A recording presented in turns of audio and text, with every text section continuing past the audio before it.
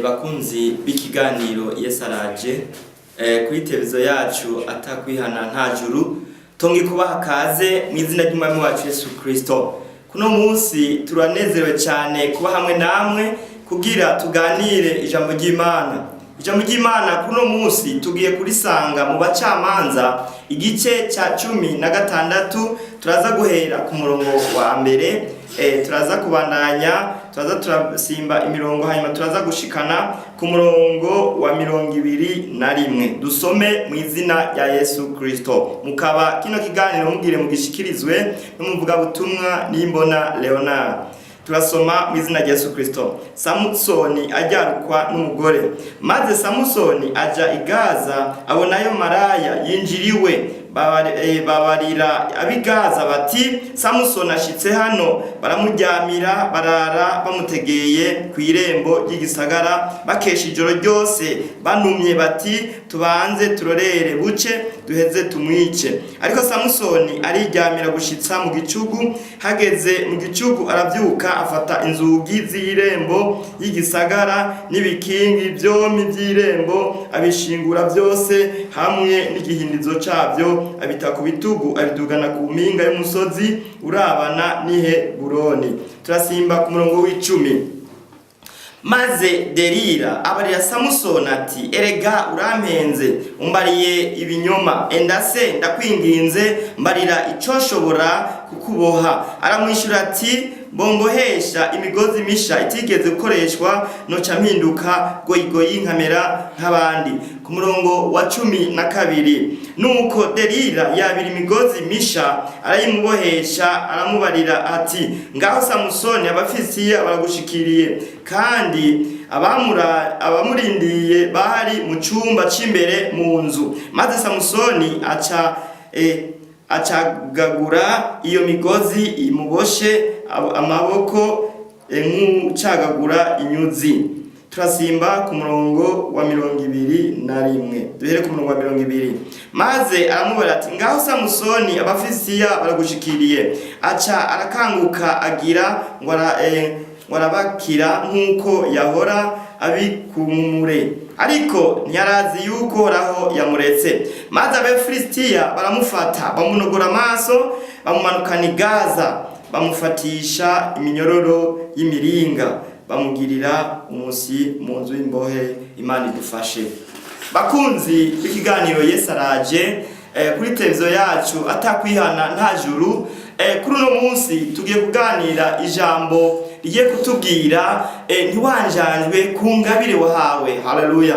Ntiwanjanjwe ku ngabire wahawe. Samusoni yari umunaziri w'Imana. Samusoni Imana yari yaramutoranije imuha ingabire idasanzwe, ariko aranjanjwa. Yanjanjwe mu gukora icyaha, aryamana n'umumaraya. Mwumvise ngo aza kurara ngo kumura maraya yitwa Delila, ngo yari Umufilistiyakazi. Ico gihe ngo harageraho Abafilistiya bamurondera kuko yari yarakoreye ibintu bibi cyane.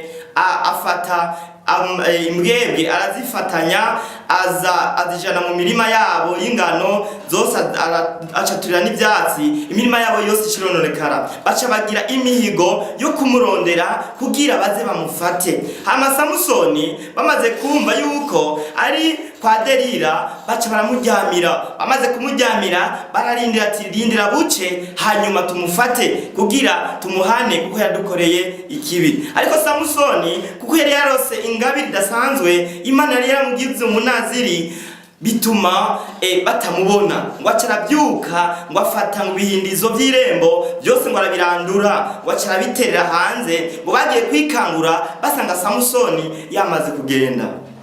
Ni naco gituma Delila nawe yaciye avuga ati ibyo byose uwo muntu turi kumwe arampenda. Acatangura kumwegera amubaza uko bimeze, ati mbega ko wavuze yuko nguwoboha ngo akabohesha imigozi ngo ikiri mishasha ngo ntaco ngo cyagufata. Ariko Samusoni yaramayeri, ariko ntiyamenye yuko Satani nawe ariko aramurondera akayombekere. Amaze kuvuga ibyo haragezeho Samusoni bamubohesha iyo migozi. Delila amaze kumuhesha iyo migozi ibitsiyondwi, aca ubwo nyene aramubwira ati ngwaho Samusoni, Abafilistiya baraje. Ubwo nyene aca arahaguruka, amaze guhaguruka ubwo nyene ya migozi yose iracakagurika, aca ariruka. Ariko Delila ntiyaretse, kuko yagumye amurondera amubaza aho inkomezi ziwe ziri, aho ubushobozi bwiwe buri. Gushika naho yasubiye aramubaza ati naho turi kumwe urampenda, gerageza umbwire aho ubushobozi bwawe buva.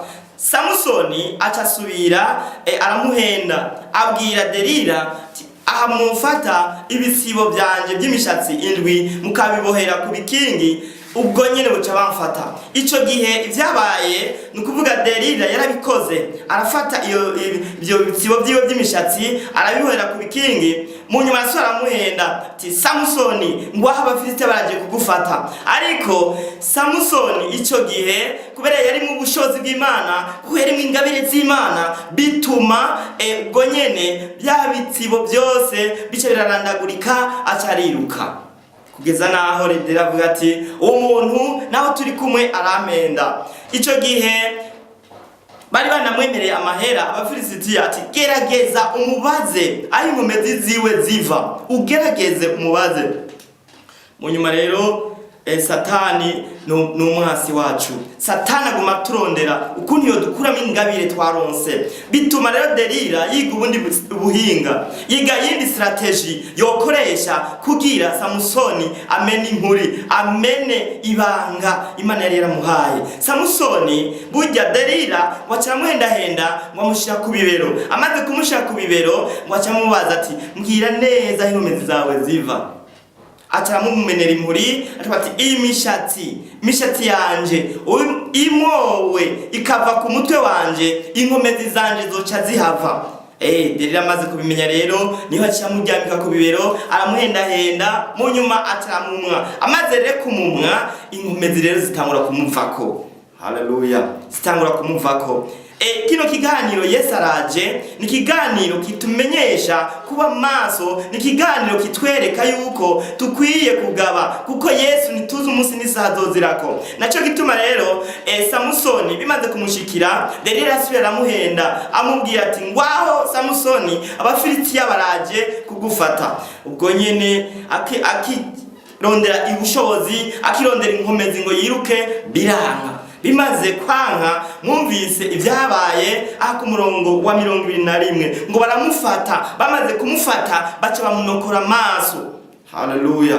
Ndakwinginze mwene data kurumva rino jambo. Satani arakurondera kugira bakunokora amaso, arakujana muri ibi na biriya, arakujana mu busambanyi, arakujana mu bubeshi, arakujana mu gukora icyaha kugira bakunokora amaso. Satani aranezerwa yabonye umuntu yahora akorera Imana, yahora afite ingabire zamuvuyemo atagikorera Imana. Ico gihe Satani acanezerwa n'abamarayika biwe. Ariko ico gihe Samusoni yarongeye arasaba Imana imbabazi, muyongere imwongere udutege ngo yihore ngo basibiwe. Ico gihe Imana asubira muha udukomezi, ariko ico gihe yaraboheye ngo ku nkingi z'urusengero, ngo biboneka yuko uko Bibiri tubwira ngo hari abantu benshi bari muri urwo rusengero, ndetse n'abari hejuru muri etage. Samusoni ngo asharanyigaza za nkingi kugira yihore abansibiwe, ngo ya etage kwa rusengero cyarabomoka, abari muri urwo rusengero bose barahona.